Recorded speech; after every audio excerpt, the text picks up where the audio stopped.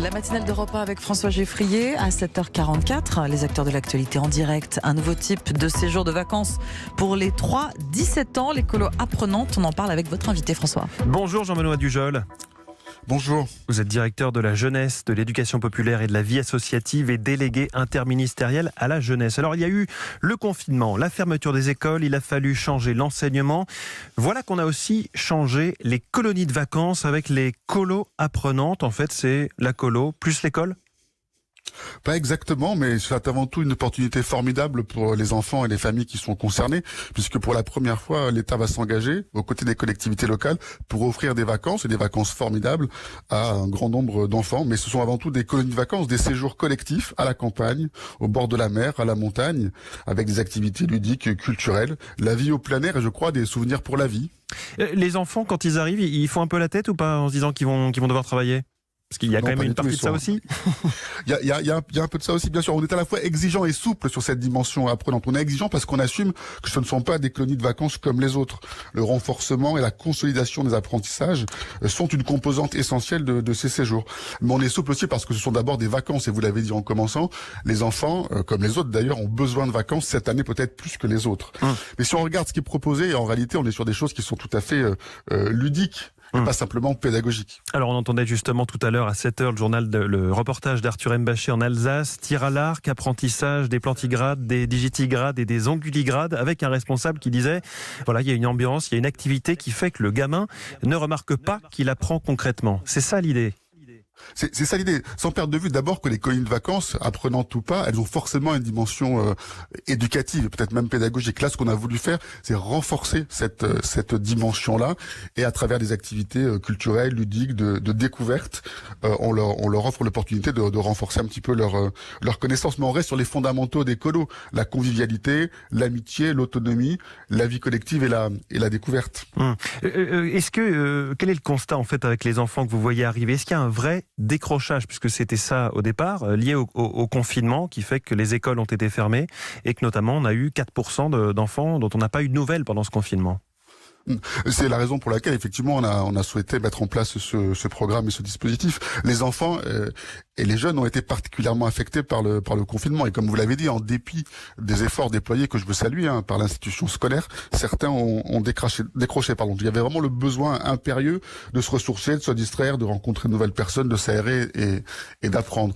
Ce qu'on fait nous, c'est qu'on a ciblé les catégories les plus modestes. On est sur un dispositif qui vise avant tout les enfants issus des milieux populaires, notamment des quartiers politiques de la ville, et on constate, pas plus qu'ailleurs, mais on constate évidemment des enfants qui ont été très affectés par le confinement, on ne peut pas le nier. Et dans ces colos apprenantes, est-ce qu'il y a par exemple des professeurs de l'éducation nationale qui vont intervenir ? Est-ce qu'on aura des cours en classe parfois avec cahier stylo, ou est-ce que c'est plus réapprendre à suivre des consignes, à se concentrer ? Il peut y avoir des professeurs d'éducation nationale, mais c'est pas un critère qui conditionne la participation au programme. Et surtout, il n'y a pas de papier, de stylo et de cours magistraux. On veut d'abord développer les attitudes qui sont nécessaires aux apprentissages, la curiosité et l'écoute. On veut travailler des compétences fondamentales de la réussite, comme comprendre, savoir s'exprimer. Et quand on regarde, on a un site, une plateforme, Colo Apprenante, qui est un catalogue de séjours. On se rend compte qu'on a affaire à toutes sortes d'activités qui sont avant tout ludiques, des activités de lecture et d'écriture certes, mais aussi d'expression orale. On va faire du théâtre, de la chorégraphie, des activités de création, des chorales, des concerts.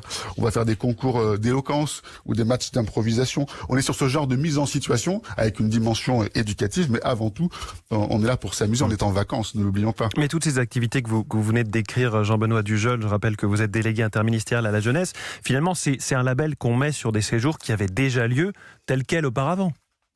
On a mis en place au contraire une procédure de labellisation exceptionnelle visant à reconnaître le caractère apprenant. Bien sûr, on faisait ce genre de choses. Là, on a voulu le systématiser et le renforcer. Tous les séjours aujourd'hui en France, il y a des séjours qui ne sont pas apprenants, ils sont quand même excellents. Je ne peux qu'encourager les familles à inscrire leurs enfants en colo, quel que soit le type de colo. Mais les colos apprenantes, elles sont spécifiques, elles ont une ambition particulière, elles sont soutenues par l'État, puisque ces séjours sont gratuits, je le rappelle, pour les familles concernées. Oui, l'État met 200 millions d'euros sur la table. Il y a une aide aux collectivités partenaires jusqu'à 80% du coût du séjour, mais les familles, elles, ne payent rien. Les familles ne payent rien, tout à fait. Alors, qui est concerné? Vous le disiez, 250 000 enfants, 200 000 issus des quartiers prioritaires de la ville. Est-ce que là, ceux qui nous écoutent et qui se disent c'est pas mal cette histoire, peuvent encore s'inscrire pour la fin du mois de juillet et le mois d'août? On peut encore s'inscrire, là où il y a beaucoup de séjours qui sont labellisés pour le mois d'août. Donc la saison ne fait que commencer, si je peux dire. On n'a pas tout à fait fait la moitié des vacances scolaires. Donc il faut absolument que les enfants et les familles qui sont intéressés puissent s'inscrire. Le réflexe, c'est de se retourner vers sa collectivité locale, puisque vous l'avez dit, c'est un partenariat conclu avec les collectivités. C'est souvent le service jeunesse de la collectivité ou un prestataire de cette collectivité, un centre social par exemple, ou une association qui va jouer le rôle d'intermédiaire. Donc le point de contact, c'est la collectivité locale dans laquelle on réside. Mais toutes les collectivités ne sont pas encore partenaires du dispositif. Donc je tiens à préciser que nous avons mis en place une plateforme avec un partenaire, la jeunesse au plein air. Ça s'appelle jpa.asso.fr et toutes les familles qui n'ont pas de collectivité partenaire peuvent se retourner vers la jeunesse au plein air, jpa.asso.fr. Comment est-ce qu'on saura que ces opérations ont été utiles, ont été efficaces? On sait que l'évaluation des politiques menées, c'est très important dans l'esprit de Jean-Michel Blanquer comme d'Emmanuel Macron. C'est très important, d'autant que je l'ai dit en commençant, l'effort que nous faisons, il est inédit. Vous avez parlé de 200 millions d'euros, ça c'est l'ensemble des vacances apprenantes. Sur les colos, c'est 100 millions d'euros. Depuis les années 40, depuis la reconstruction et la fin de la Deuxième Guerre mondiale, on n'avait jamais fait quelque chose d'aussi ambitieux, d'aussi important en direction des colos. Et je souhaite, et je crois que le ministre aussi souhaite que cela préfigure peut-être un effort plus ambitieux, renouvelé en matière de soutien en colonies de vacances. Donc c'est essentiel de pouvoir vérifier que ces séjours sont efficaces. Donc nous conduirons évidemment à la rentrée auprès des enfants concernés et des organisateurs une enquête pour savoir ce qui a fonctionné ou ce qui mériterait d'être amélioré dans la perspective peut-être d'une généralisation, d'une consolidation en tout cas de cet effort. 250 000 enfants accueillis dans ces colos apprenantes. Merci Jean-Benoît Dujol, directeur de la jeunesse, de l'éducation populaire et de la vie associative, invité d'Europe 1 en direct ce matin. Et puis